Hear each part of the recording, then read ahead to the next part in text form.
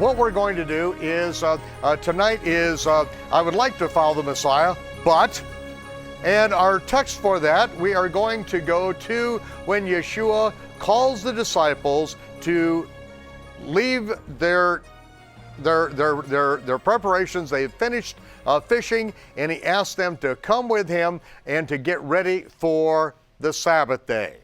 And this happens, the calling of the disciples at the Sea of Galilee happens after Shavuot. It is at the Feast of Shavuot that Yeshua finds out that Yohanan has been put in prison. It's the seventh Sabbath of the counting of the Omer that he heals a man who's been lame for 38 years and tells him immediately to break the law of the Eruv. The very next day, Yeshua is on the Temple Mount. He is then speaking of John in the past tense, not because John has been executed, but because he's been put in prison. And then Matthew Mark tells us that when Yeshua finds out Yohanan's been put in prison, he leaves, goes up into the Galilee, and begins preaching in the synagogues at that time. So it's after Shavuot, and so we're going to go to that particular section from Shavuot to Yom Teruah. And that starts with page 74 and so on. And so let's talk a little bit about this, okay? Because here are the incidents that take place, and this is just to get us to where Yeshua calls the disciples. Because we have seen movies where Yeshua is walking along the beach, and he sees these people out on a boat, and he says, "Come, follow me, I will make you fishers of men." And they go, "Yes, Master, we will follow you." Like they don't know him. No, they have been with him. Remember, it was Peter and John and James who are with Yohanan ben Zechariah, John the Baptist, when Yeshua comes out of the wilderness, and Yohanan says, "Behold the Lamb of God, which takes away the sin of the world." The very next day, he's staying there with two of his disciples, and he says again, "Behold, this is the Lamb of God. This is what I told you about." And those disciples left John and joined themselves to Yeshua. They then went up a little bit north because they were at Beit Ebarah, which is the house of the ford, which is just a little bit down below our house in the Galilee, down below the Kinneret. There is a place, a ford for the Jordan, shallow water where they can ford there. That's where they were baptizing. That's where Yeshua was mikvahed, not all the way down by the Dead Sea. John was also down there, and we had the record of where he was down there. But this is the house of the ford, and they went right up a little bit north to the Kinneret, and there was Philip, a fisherman who had been fishing all night, and they found him in the morning. They no doubt got in the boat with him, because you wouldn't travel around the marshy side over there by Gadara and walk along the shore if you got a fisherman from your own village. No, you get in the boat with him. You're going up to Bethsaida, which is in the northeast corner of Lake Kinneret, which I can see, right from my front porch, I can see right up there to Bethsaida. You know, it's right there. I live right overlooking the whole Sea of Galilee in Israel. But they get up there and they find Nathanael. And then Nathanael, it says, then they leave and go to a wedding in Cana, and it was Yom Shlishi, the third day. And we find out, all we have to do is look on the calendar, we see exactly what is happening from when he walks out of the wilderness, 1, 2, 3 days, right on down the line, Yom Shlishi, they go to Cana of Galilee. And so we see everything happening in a day-by-day event that is taking place. There is no wasted time. There's no wasted years. We can track Yeshua exactly where he is week by week. It tells us he is wasting absolutely no time. So now, after he leaves Jerusalem, after the Feast of Shavuot, begins teaching in the synagogue. Where is the first synagogue he goes? To his hometown, Nazareth. And this is incident number 52. Yeshua proclaims the acceptable year of Yahovah at his hometown synagogue. And it is from there, after that Shabbat, he moves immediately and goes down and moves to Nazareth, which is number 53. We find on page 75, it's recorded in Matthew 4:13 and also in Luke 4:31 Alpha. And then Yeshua begins to preach the gospel of the kingdom throughout the Galilee from his home base in Capharnaum. And then we go to incident number 55, and I'd like you to turn there because it is on page 75. We will find it in Matthew chapter 4, verses 18 through 22, and Mark chapter 1, verse 16 through 20. So I'm going to go to page 75, and that is where we are going to begin this adventure right here. Page 75 in your Chronological Gospels, and we see, as Yeshua was walking by the Sea of Galilee, he saw two brothers. Now, first of all, I will tell you the date. The 19th day of the third month of 4027, it is Friday, June 13 of 27 of the Common Era. Friday, June 13th. We'll see the evidence. We'll see that it is on a Friday. And the Julian calendar was what was put in place 42 years before the birth of Yeshua. The Julian calendar is still the calendar and time clock of astrophysics today. Not the Gregorian calendar. That is the calendar of commerce. The Julian calendar is a decimal point time clock, which has been accurized to better than 1/1,000,000th of a day, 1/10,000th of a second. Okay, so we're talking science finally catching up with the biblical calendar. In Matthew 4, we begin reading, as Yeshua was walking by the Sea of Galilee, this is on a Friday morning, he saw two brothers, Shimon, who he called Kepha, and remember, he had met Kepha before they went to the wedding, before they went up to the Feast of Passover, recorded in John, where he met Nicodemus. He was with them afterward, and now Yeshua goes up in the Galilee. These men went back to work. They're fishermen. They have families. They are not following Yeshua full time at this point. They are back on the Sea of Galilee. Andre, his brother, they were casting a net into the sea. So this was early in the morning, because after the sun comes up, then you can't fish anymore with nets, because fish can see the nets, they just swim out of the nets. This is still how it's done on the Galilee today. I know Galilean fishermen who made their living, or tried to make their living, they made their starvation on the Sea of Galilee, okay? And so they were casting a net in the sea, for they were fishermen. Yeshua called out to me, "Follow me and I'll make you fishermen." Immediately they left their nets and followed him. Continuing on down the shore, he saw two more brothers, Yaakov and Yohanan, sons of Zebedee. They were mending their nets in a boat. And, you know, mending their nets means they were preparing them. It doesn't mean they were all torn up. They could have been. In King James it says they were washing their nets. There's one thing a net doesn't need is to get wetter, okay? They are mending their, how they say it in Scotland, they're sorting them out. They're sorting out their nets. They do it in South Africa too. They sort out everything, okay? It's like they're putting everything in order.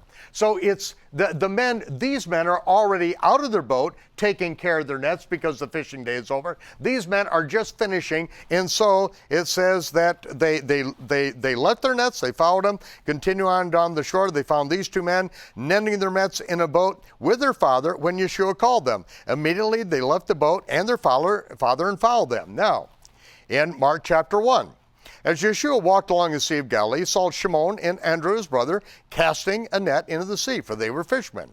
Yeshua said unto me, follow me, and I will make you to become fishers of men. Straightway they forsook their nets and followed him. When they had gone a little further, he saw Yaakov and Zebedee and Yohanan his brother, who were in a boat mending their nets. Immediately Yeshua called them. They left their father Zebedee in the boat with the hired servants and followed him. Now we see what happens the very next thing. It is Matthew 1, 21 and 28, and Luke 4, 31 through 7 record the same incident because it's the following day, it is Shabbat, and they are in the Capernaum synagogue. Now we get the whole picture, okay? Thursday night, they're fishing all night long, the sun comes up, okay, they're through fishing. Are they going to go back to fishing that night? No, because it will, at sundown, will be Shabbat. So Yeshua is saying, come on, follow me. You know, I'm going to teach you to become fishers of men, but what do? The work day has ended for them. And so now they're with him, and the next morning they are in the Capharnaum synagogue. Yeshua and the four fishermen went into Capharnaum, and straightway, I'm reading from Mark 1:21, on the Sabbath day they entered in the synagogue, and Yeshua taught. Everyone was astonished at his message, for he taught them with authority, not as the sages who say in the name of Rabbi Eliezer, this and that and the other thing. You know, they're not quoting each other, and this is what we do in American Christianity, is everybody's got to quote some other person so that they can get their authority from them. To hell with everybody else. If they're not on the Word of God, if they're not speaking by the Spirit of God, keep your mouth shut. Okay? You can quote idiots from the past forever. If they do not have the Spirit of God, if they do not know the Word of God, I don't care what kind of credentials they have, they are not worth quoting. Yeshua didn't quote anybody. He said, it is written. He quoted the Word, and that's why he taught with authority. He is not having to quote this rabbi to get some kind of authority out of him. He doesn't have to call himself rabbi to get some kind of authority from the Pharisees. Now, he's a son of God. He has the Spirit of God in him without measure. He does not speak of his own words. He does not speak from the words of man. He speaks what the Father tells him, and the people recognize it. Nobody talked like this man does. You know, he's not quoting rabbis. He could care less what any rabbi says. As a matter of fact, the rabbis say one thing, he says just the opposite, and he does it at the top of his voice, and he sounds like a tyrant. No, he's speaking with authority. Okay.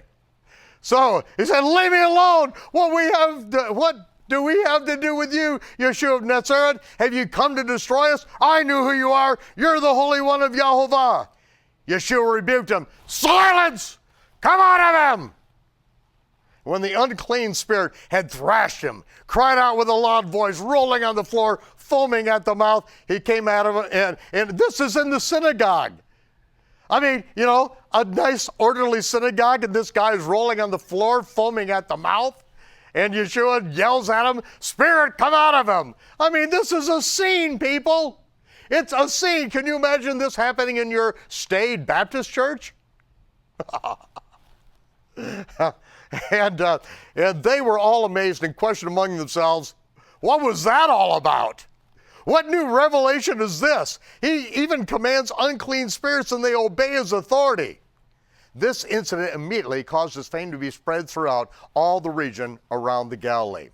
Now, I'm not going to read the section from Luke 41, verses 31 through 7. We're going to continue on because after the service, then Yeshua healed Shimon's Kepha's mother-in-law after the Shabbat service. And this is recorded in Matthew 8, 14 through 15, Mark 1, 29 through 31, and Luke 4, 38 through 39. And each one of these, it gives a little bit different detail on that. Now, I reject the idea. There are some people that said, you know, why did Peter deny the Lord 3 times? Because he healed his mother-in-law. I do not believe that to be true. I had a wonderful mother-in-law.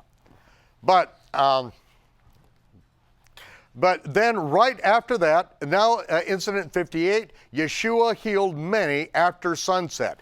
After Shabbat, they left their places, and in Matthew chapter 8, verse 16, when the evening came, they brought many to him that were possessed with demons, and he cast out the spirits with his word. He healed all that were sick. Thus it was fulfilled, which is spoken by Yeshua the prophet. He took our infirmities and bore our sicknesses. Now I'm going to go right on past that to incident number 59, because it says that in the morning, and this is Mark 1:35. This is the very next incident, because incident number 58, where he healed many after sunset, is Mark 1:32 through 34. Now, verse 35 through 38, and it's also the very same incident in Luke chapter 4, 42 through 43. In the morning, rising up a great while before day, he left Capharnaum and departed into a solitary place, and there he prayed. Shimon and those that were with him followed after Yeshua, and when they found him, they said, "Everyone wants you." But Yeshua replied, "Come, let us go into the other villages so I can preach there also." This is the reason that I was sent. And then it says that Yeshua went all around the Galilee, teaching in their synagogues, and this is the very next verse, Mark 1:39, also in Matthew and Luke, and it says that taught in their synagogues, preaching the kingdom of heaven. Now, what you don't see, ladies and gentlemen, but you will see in the course of it, is his disciples those fishermen, did not follow him. They came out to find him. He said, Master, come back. Come on back. It's a revival taking place. And he said, no, you come and follow me. I have to go preach in these other places, but they don't go. They're invited to follow Yeshua, but they don't go. And so Yeshua goes all around the Galilee, teaching in the synagogues, preaching the gospel of the kingdom, healing all manner of sickness and diseases among the people. And his fame was spread also throughout all Syria. Now, watch what happens. Incident number 60, which now is covered in Luke chapter 5, 1 through 11. And it came to pass, as the people pressed on Yeshua to hear the word of Yahovah, he stood by the lake of Gennesaret. Now, why it's called the lake of Gennesaret is because this is where the Jesus boat is, at Naf Gennesaret. This is on the northwest corner of the Sea of Galilee. And those of you who have been on our tour, you know where the Jesus boat is, okay? That's Naf Gennesaret.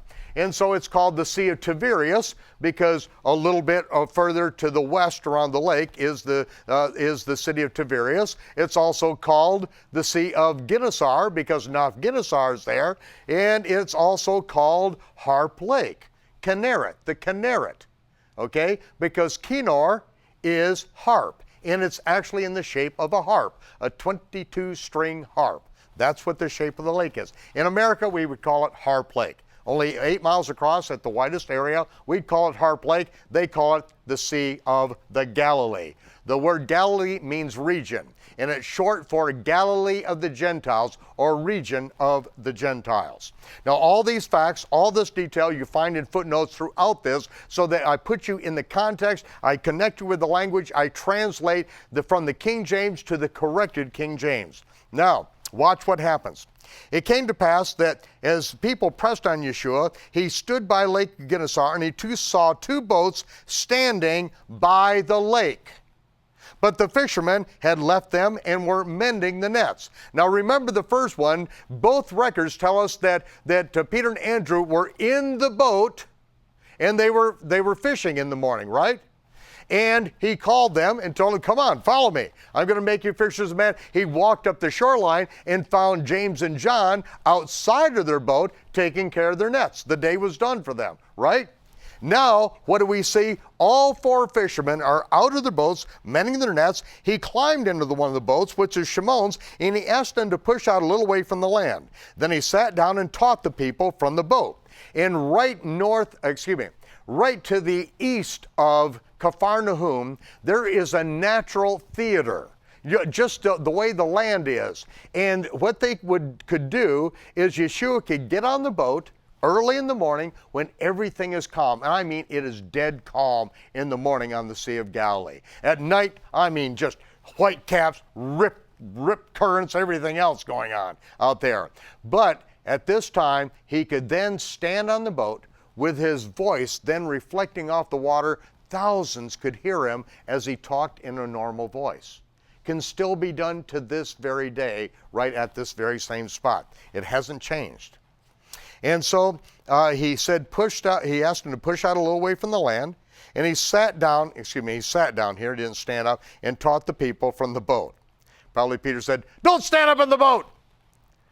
When he finished speaking, it said to Shimon, launch out into the deep and let your nets down for a haul. Shimon retorted, Master, we toiled all night and have taken nothing. Nevertheless, since you insist, I will let down a net. Yeshua said, let down the nets. He said, okay, obviously you don't know anything about fishing. We worked all night and didn't catch anything. You don't fish during the daytime, but at your word, I will let down a net.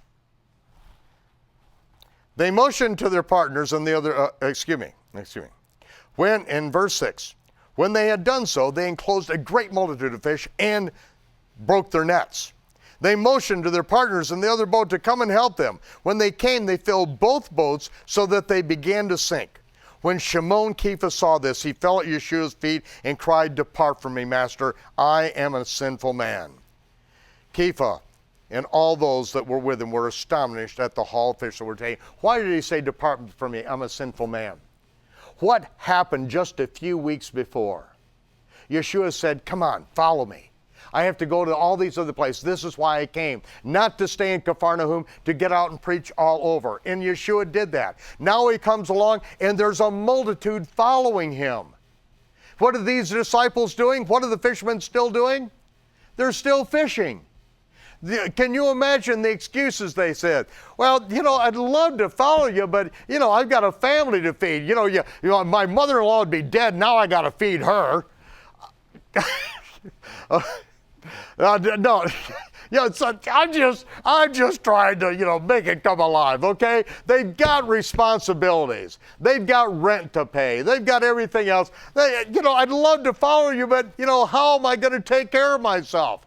So Yeshua leaves. They keep on fishing. Okay, you think, you've got your excuses. I invited you to follow me. And then what does Shimon Kepha do? In one thing, he obeys him in one thing, and they have a haul of fishes that would be the equivalent of an entire year's catch.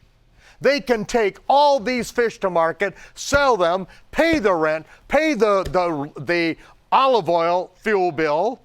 Everything is taken care of. And how does Shimon, what does he say? "Depart from me, Master. I am a sinful man. You invited me to follow you. I gave you 1,001 excuses. Now I see my excuses are nothing. Depart from me." And it says that Kepha and all them that were astonished at the haul of fish that was taken. See, the word astonished in the Greek, and the Greek is a beautiful language because it means completely outside of the mind. In other words, this completely, we could say in the modern vernacular, it completely blew his mind. He has never seen anything like this. They have never imagined it. In all the years on the Galilee, they have never seen anything like this happen before. And so, were Yaakov and Yohanan, the sons of Zebedee, who were Shimon's partners. Yeshua replied to Shimon, "Fear not. From now on, you will catch men." When they brought their boats to the land, they forsook all and followed him. Now they become Yeshua's full-time disciples. They leave everything behind in the hands of Zebedee, who has hired servants. It's a fishing fleet, okay? It's a big business on the Galilee, and they are walking away from their inheritance. They're walking away from everything to follow Yeshua at this time. And every one of us had this same opportunity in our lives. I had this opportunity as a young man, and at a certain point in my life, I had this opportunity when I was praying, "Lord, just ask me to walk out on the water. I want to follow you. I want to do your will. I want to be one who catches men." And then he sent someone by revelation, direct revelation, to come and meet me, walk in the room after an hour after I prayed that prayer, "Lord, ask me to walk out on the water with you." And Gary Phipps, who is a scientist with the EPA, an hour later walked in the door and he said, "I never come home from lunch and I never say, 'Thus saith the Lord.' I've never said it once in my life, but I'm telling you right now, the Lord sent me to come home and tell you, walk out on the water with him." At that moment, I went into tears, and then I went and I turned the keys in to my truck as a professional driver and went out without any means of support whatsoever because I knew this is what I was called to do. Everyone is given their opportunities to follow him, but most people will make excuses. Yeshua said, "Many are called, but few choose to respond in an appropriate manner." King James says, "Many are called, but few are chosen." No, many are called, but few respond in an appropriate manner. When we are called by the King of Kings, we have the chance to follow him, but most people say, "But." I want to give you the next incident here about those who said, yes, Master, you are the Messiah. I would love to follow you, but, okay? And so this one is going to come as Yeshua is leaving after the Mount of Transfiguration, that incident, which is when he is then or installed as the Kohen Gadol forever after the order of the Melchizedek. That happens on Yom Kippur. And then he leaves to go up to Jerusalem, and as he's on his way to Jerusalem, he stops by the Samaritan village where he had then spoken to the woman at the well. He spent 2 days with those Samaritans who said, we heard what the woman said, we didn't believe, we heard your words, we know you're the Messiah. Twice it says that Yeshua spent 2 days with them. Now he's on his way up to the Feast of Tabernacles at Jerusalem. He stops by the village, sends James and John in to get some provisions, and they refuse to welcome him or to sell him anything. James and John come back, they're infuriated and say, Master, shall we call fire down from heaven and roast their worthless carcasses? And Yeshua said, calm down, boys. Now, that happens after Yom Teruah, after Yom Kippur, and on the way to the Feast of Tabernacles. So, I'm going to now flip through here, and I'm going to find it. Here we go, Feast of Tabernacles. Here we go, Yom Teruah to Hoshana Rabbah. All right, so now I'm going to find exactly where this takes place. Here's the Transfiguration, Incident 119, and then he sends envoys into the Samaritan village. This is page 133. It happens week 33, day 230, and then we see that this is where we are. This should be page 133, so we flip open to 133, and we are going to get the full story here. Page 133, and we're going to see when he sends the envoys in, we're going to find that this is covered in Luke, chapter 9, verses 52 to 62. So, Yeshua sent emissaries in, and I'm not going to go through the whole thing because I just basically told you what happened. And when Yeshua turned and rebuked his disciples, said, you don't understand the spirit from which this thinking comes. The Son of Man did not come to destroy men's lives, but to save them. Then they moved on to another village of Samaritans. As they entered, a certain man proclaimed, Master, I will follow you wherever you go. Now, let me back up for a minute. Why did they not welcome Yeshua?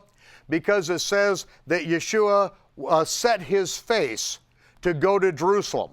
I translated the word set his face, which is a figure of speech.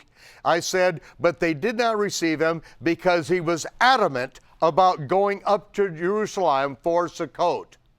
See, he set his face to go to Jerusalem. In other words, he was adamant. I am going to Jerusalem. It's a figure of speech. I took the figure of speech and translated it into an English word that everyone understands. He was adamant. He is going to the feast because their 10th Torah commandment says, thou shalt worship at Mount Gerizim. Yeshua says, I'm going up to Jerusalem. Just like he said to the woman at the well, you worship what you know not what. We know who we worship because salvation is of the Jews. You Samaritans couldn't find your rear end with both hands in the dark, is basically what he said. And after that insult, that woman still went back and said, he told me everything I did, and Yeshua laid it bare. He laid it clear, and when he came back up to go to the feast, he made them know that he is not going to keep the feast with them on Mount Gerizim. He's not going to play religion with them. No, he's not going to put a Christmas tree up in his synagogue. No, he's not going to put the gold and silver testicles of Ra on his Christmas tree and say, I'm doing it for the right reason. Yeshua said, I'm going up to Jerusalem. He's adamant about it. So, now, he moves on. These people won't even welcome him, so he goes on to another village of the Samaritans. As they entered, a certain man proclaimed, Master, I'll follow you anywhere you go. You're going up to Jerusalem, I'm going up with you. Yeshua said, foxes have holes and birds of the air have nests, but the Son of Man has no permanent place to lay his head. Yeshua said to another, follow me. But he said, Master, allow me to catch up with you after I bury my father in a few years. Here's the footnote on this. King James Version said, "Let me bury my father first." Now, some people have the picture that his father is laying in the middle of the kitchen floor with a knife stuck in his back, and he says, "Let me go bury my father first." And Yeshua said, "No, let the dead bury the dead." No, again, we have to understand the culture. It is the responsibility of the children to care for their aged parents until they die. The man was not digging a hole at that moment for his father laying with a knife in his back on the kitchen floor, okay? Other family members who were dead to the kingdom could take care of the details at home. Not everyone received an invitation to follow Yeshua as he traveled. It's a rugged life. He had no idea where he would be sleeping the next night. Yeshua had a house to stay in Capernaum, but traveling and teaching in Israel at that time was living by faith and uncomfortable compared to the security of a fox's den, because a fox knew where he was going to go every night. Yeshua also speaks these things to Israelites who want to follow him earlier that summer in the Galilee. We're going to go back to that. But right here it says, Master, I want to follow you, but let me catch up with you after I bury my father in a few years. Yeshua said, let the dead bury their dead, but come with me and preach the kingdom of Yahovah. Another also said, Master, I will follow you, but let me have one last farewell party with my friends. Yeshua said, no man who has put his hand to the plow and then looks back is fit for the kingdom of Yahovah. And each one of those, when I say Yahovah, we have Yod He Vav He in here, so someone can pronounce it the way that they feel most comfortable of what they think it is. What was Yeshua speaking of right here? He was speaking of when Elijah took his mantle and put it on the shoulders of Elisha, who was behind a team of oxen plowing on a corporate farm. There were 12 other teams of oxen. He was one man in a big farm, on a big corporate farm, and when Elijah put his mantle on him, Elisha said, let me first take care of some things at home. And Elijah said, do whatever you want. What have I done to you? Do whatever you want. And Elisha understood the gravity at that moment. Elijah put his mantle on Elisha. He's saying by this, you follow me, you're going to take my place. And Elisha came back with an excuse. As soon as he said that, Elijah says, do what the hell you want to do. What is it to me? What did Elisha do? He broke his plow into pieces. He killed the animals and he roasted the animals on that plow right there on the spot. Because he knew he had a decision to make at that moment. If you put your hand to the plow and you look back and think of something else you should have done, would have done, could have done, you are not fit for the kingdom. You've got one chance in this life, and you either do it or it isn't going to get done. He will have to choose somebody else to do it for you. There are a lot of people out there that will waste their entire sorry lives saying they're following the Messiah, but won't do a thing. Oh, they'll join a multi-level thing so that, when they become really wealthy, they can do good things for the kingdom. But these people that get into that start chasing that carrot and never do a thing for the kingdom. The vast majority. It's just Satan putting a carrot out there in front of their nose, and they just keep chasing it their whole lives. Keep getting their brothers and sisters and next door neighbors into it, and they never amount to a thing because they won't open their mouth. They won't be students. They will not discipline themselves to be a follower of the Messiah and a fisher of men now. Because that's the only hour we have. We have now. And if we don't do it now, it will not get done. And if we don't do it and we don't get it done, there will be no eternal reward for us. Salvation is of grace. Reward is of merit. If you do nothing, we get nothing. Remember, the garments the bride dresses are in are the righteousnesses of the saints. Greek. Righteousnesses, which are the righteous acts of the saints. as some translations accurately have it. The righteous acts of the saints. We will be dressed in garments for eternity, which is what we have done. Now I'd like you to go back to, it tells us that this happened another time in event number 87, and so we're going to go back to event number 87. We're on 127 now, and so we're going to have to go quickly. Event number 87, don't even know what page it's on. All I have to do is go back here and look, but I'm not going to. I'm just going to go to event number 87. And event number 87, that evening, Yeshua crosses the Kinneret and calms a storm. And this is after he has spent much time speaking parables at his home and near his home in Capharnaum. That night, Yeshua crosses the Kinneret in a storm. And Matthew 8:18, Mark 4:35 through 41, and Luke 8:22 through 25. I think I will read just Matthew in this particular case. When Yeshua saw a great multitude about him, he gave commandments to depart to the other side of the Kinneret. Then a certain scribe came to him and said, Master, I will follow you wherever you go. A certain scribe, okay? This is one of the religious leaders of Israel, one of the sages.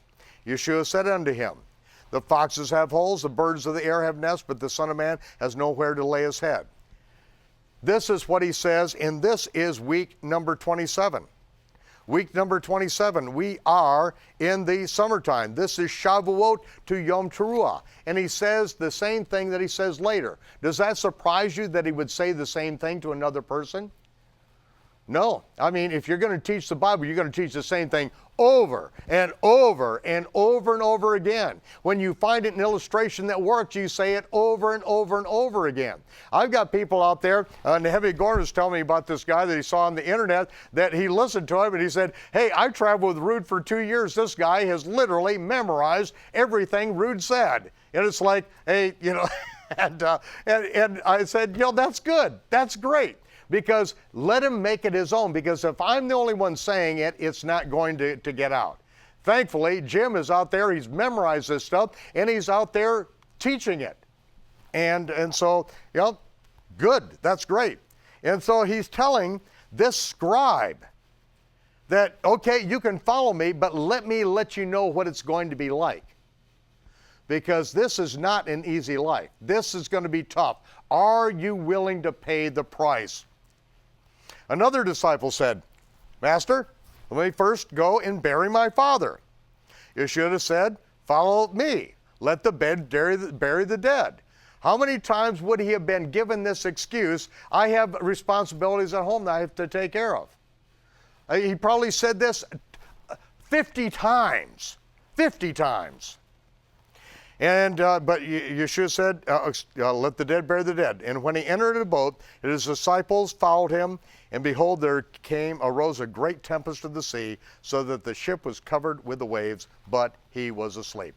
Ladies and gentlemen, this is just a little taste of the Chronological Gospels on one incident that I wanted to share with you, to put it in context so that you can see what is going on in Yeshua's life and ministry, because I'll tell you, my life has been changed by 40 years of working this out.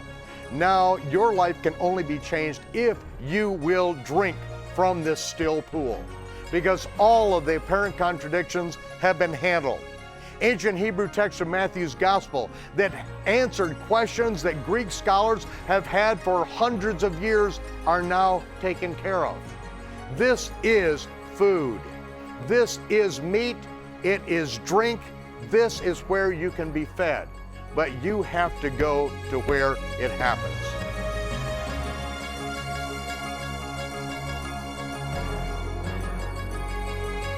For more information, visit www.aroodawakening.tv or call 1-888-766-3610.